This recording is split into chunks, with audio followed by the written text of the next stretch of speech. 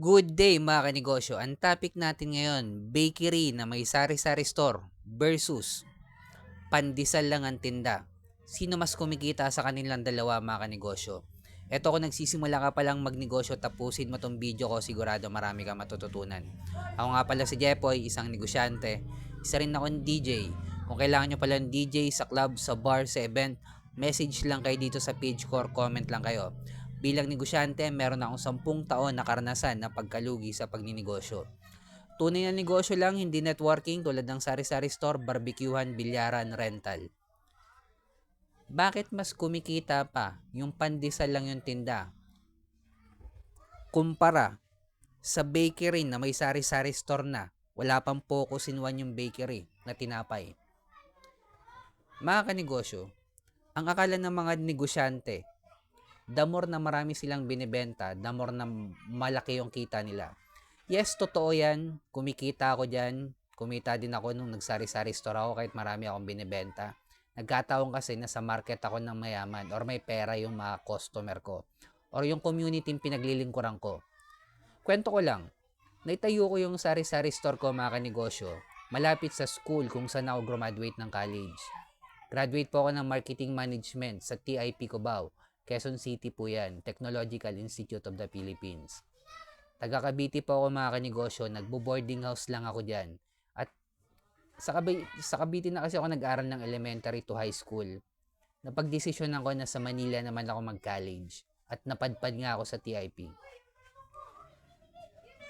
After ko graduate mga kanegosyo, nag-work din ako as a sales ng ilang taon.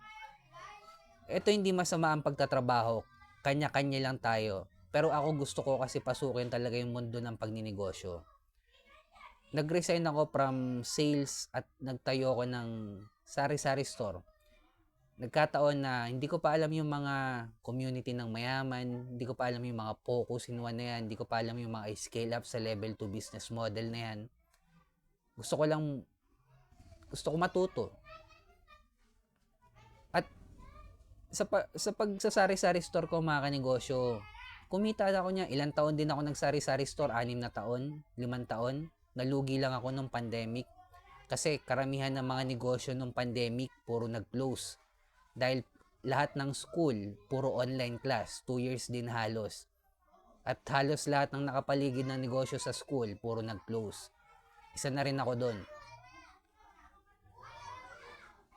Mga kanegosyo, kahit wala akong focus in one sa sari-sari store ko, naitayo ko naman siya sa community na may pera. Kaya kumikita pa rin ako. Huwag kayong malito dito mga kanegosyo. Focus in one pa rin ang pinupush natin dito. Pwede nyong, Boss Jepoy, naka-focus in one naman ako, pero nalulugi pa rin ako. Isa sa mga dahilan is wala ka sa community ng may pera o mayaman. Pangalawa, hindi ka gumagawa ng original content. Dahil yan na po ang labanan ngayon mga kanegosyo. Original content kung hindi ka nakikilala online, kung wala kang presence online, baka mawala ka sa eksena.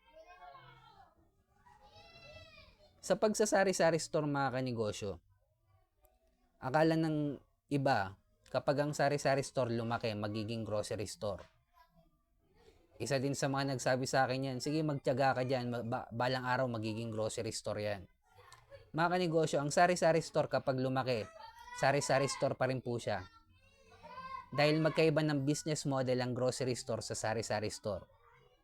Sa sari-sari store, naglabas ka muna ng pera mo, namili ka ng produktong at kikita ka lang kapag nabenta mo na yung pinamili mo. Sa grocery store, babagsakan ka muna ni supplier ng paninda mo. At babayaran mo pa si supplier within 3 to 4 months. Platform business model ng grocery store. Yung pera na binayad sa'yo, kung ikaw yung may-ari ng grocery store, pwede mo pang gamitin yung pera sa loob ng 3 to 4 months. Pwede mong pampasahod, gamitin sa mabilis na pagpapaikot na pera, pwede mong gamitin sa pagbayad ng renta, bills, kuryente, tubig. Pwede mo pang paikutin sa loob ng 3 buwan. So parang umutang ka sa bangko nang walang interest sa loob ng 3 buwan. Ganun po ang business model ng grocery store. Tsaka mga kanegosyo, isa sa mga advantage, halimbawa kung pandesal lang yung tinda mo, kumpara sa bakery na may sari-sari store pa, kung pandesal lang yung tinda mo, pwede mong i-scale up sa level 2 business model yan. Pwede mong applyan ng distribution yan or franchising. Pamilyar kayo sa mga naglalako mga kanegosyo sa mga village nyo, mga pandesal malunggay na nakamotor, part yan ng distribution model. Pandesal lang, focus lang sa pandesal at in-applyan nila ng distribution business model. Parang sa taho, kumuha lang sila ng vendor para sa pagtitinda ng taho at pinapwesto nila sa iba't ibang lugar. Una, wala na silang babayarang pampasahod kasi yung kita ng vendor depende sa benta niya sa isang araw. Kung mas malaki yung benta niya, mas malaki yung kita niya. Maliit yung benta niya, maliit yung kita niya.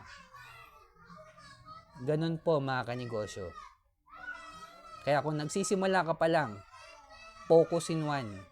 Hanapin ang community ng mayaman, scale up yung negosyo natin sa level 2 business model. Isa lang sa mga to, applyan natin ang franchising yan, distribution, manpower, software, licensing, platform business model. Isa lang sa mga yan. At kung umabot ka sa dulo na video na to, heart mo na rin to, subscribe ka na rin sa akin, comment ka lang, sabihin mo bakery. Sa mga negosyanteng dumadanas ng pagkalugi or struggle, huwag natin kalimutan mag-pray kahit anong religion natin. Ingat tayong lahat. Peace.